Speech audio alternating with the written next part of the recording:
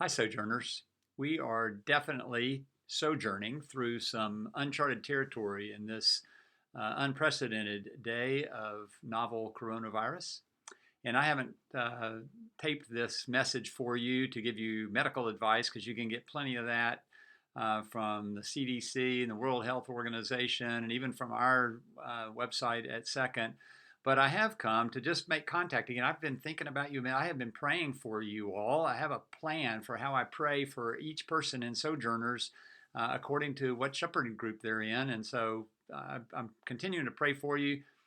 Your elders are continuing to pray for you. Your deacons are continuing to pray for you and concerned about you. But I just wanted to make contact. I wish I could see your faces. You can see my face. I'm not sure that's a good thing, but you can.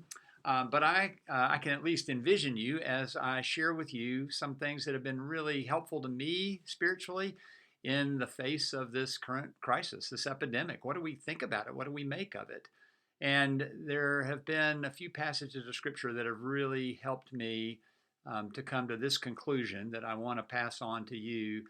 We are safe under God's wings. We can come under his wings to find refuge, just as Ruth did, where Boaz told her in Ruth 2, chapter 2, verse 12, which I think is the key verse in the whole book of Ruth.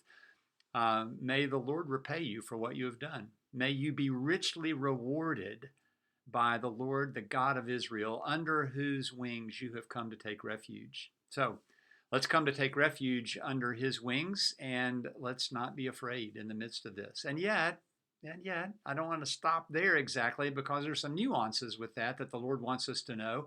And I found that out kind of by accident almost.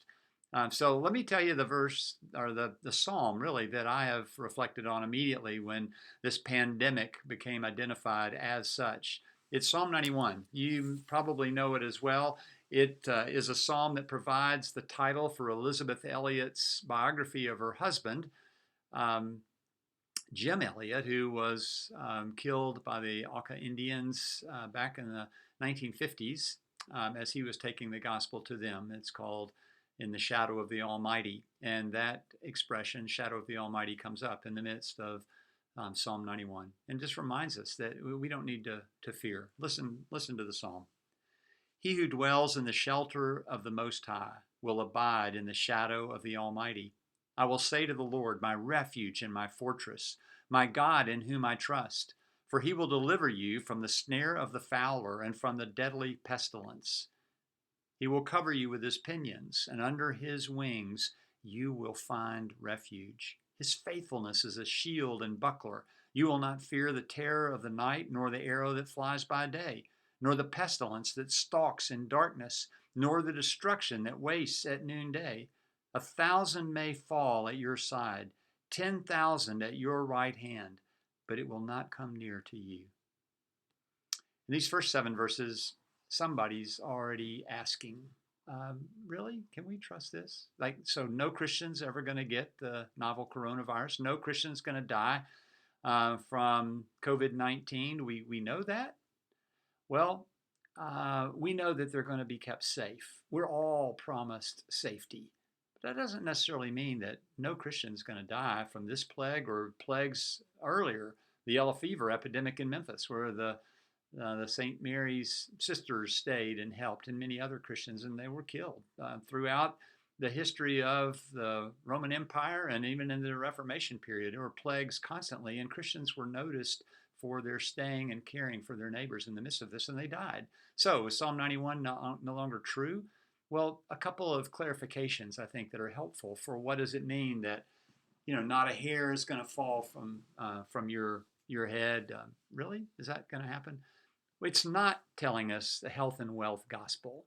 This is not a promise that we'll not ever have any afflictions as Christians. Now, we were going to go through many tribulations before we enter the kingdom of God, as Paul and his associates preached on their missionary journeys, and then we know from other passages of scriptures we're going to have trials. Let me read one passage from the New Testament that I think kind of shocked me. It seems contradictory, but it's not. It's talking about the history of the Christian church and the persecutions that will be part of that history and part of the end times as well.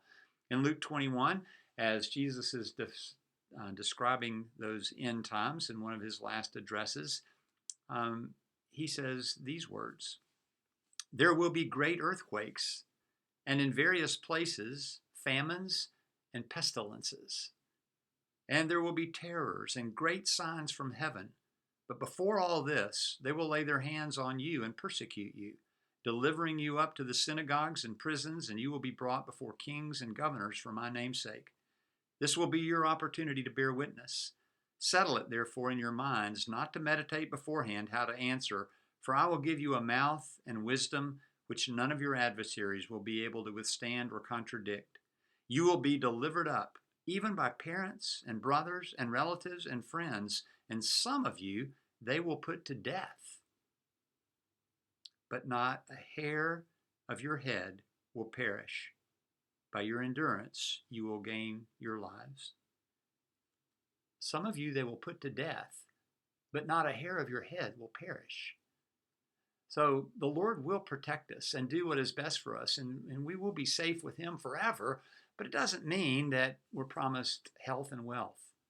Steve Brown, who was a Presbyterian pastor, still is, but I remember saying years and years ago, and it struck me and caught my attention, that he based it on Matthew 5:45. So I hope I'm not getting too convoluted here, but let me just remind you of Matthew 5:45, that the Lord sends his Son upon the evil and the good, his reign upon the just and the unjust, that God is a God of common grace, and that unbelievers and believers alike both gain the advantages of sun and rain to grow their crops, and also experience the pitfalls of life in a fallen world. We all are in it together, so to speak. And from that verse, Steve Brown said once that whenever a non-Christian gets cancer, God makes sure that a Christian gets cancer as well, so that they'll know the difference.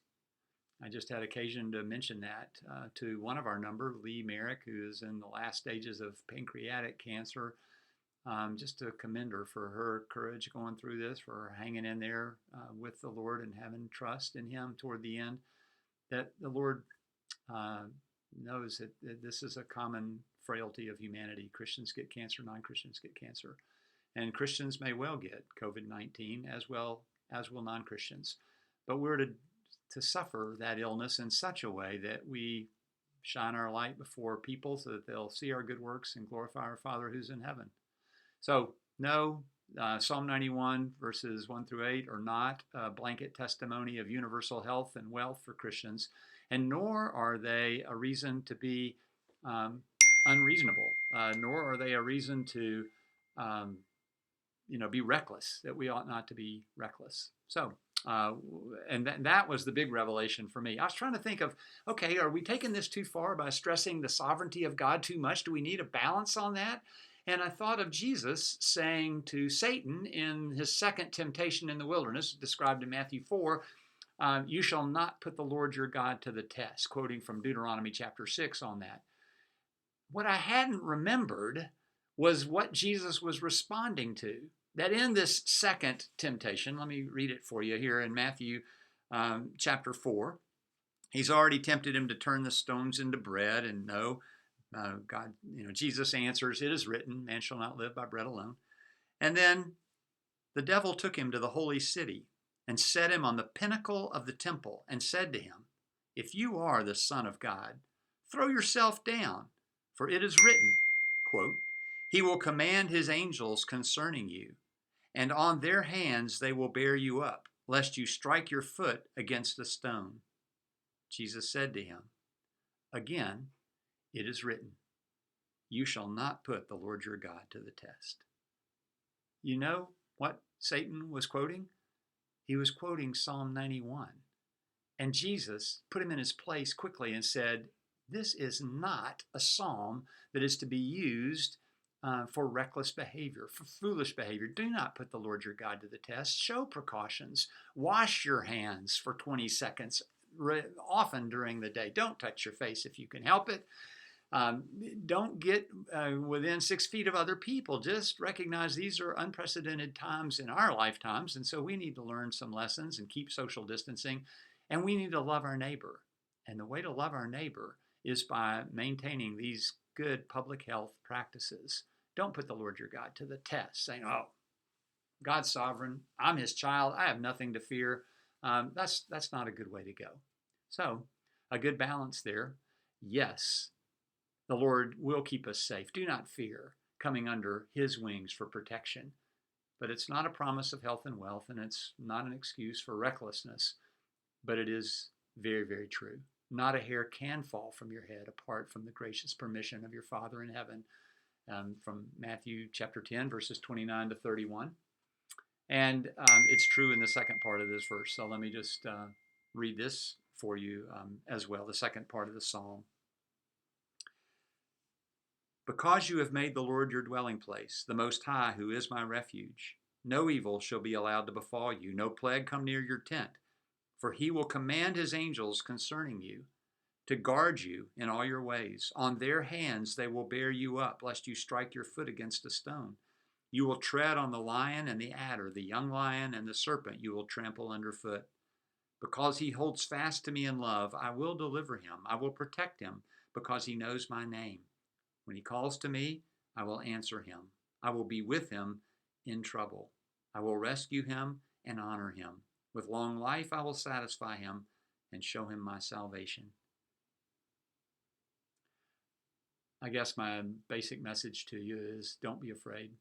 We can trust the Lord our God, but don't be reckless and foolish as well. Love the Lord your God with all your heart, soul, mind, and strength, and manifest that love by your trust in him. But also love your neighbor as yourself and manifest that trust or that love by protecting your neighbor and doing that which is in her or his best interest. But we who have come under the protection of the wings of the Most High can be confident. He will deliver you from the snare of the fowler and from the deadly pestilence. He will cover you with his pinions, and under his wings you'll find refuge. I love you all. I'm praying for you, and I hope to hear from you. Call me. I sent you my cell number, and I'll do it again, but call me if you need me, email, text, whatever, and let's hang together through this time. Even if we can't do it physically in each other's presence, we can still do it virtually. The Lord be with you. Amen.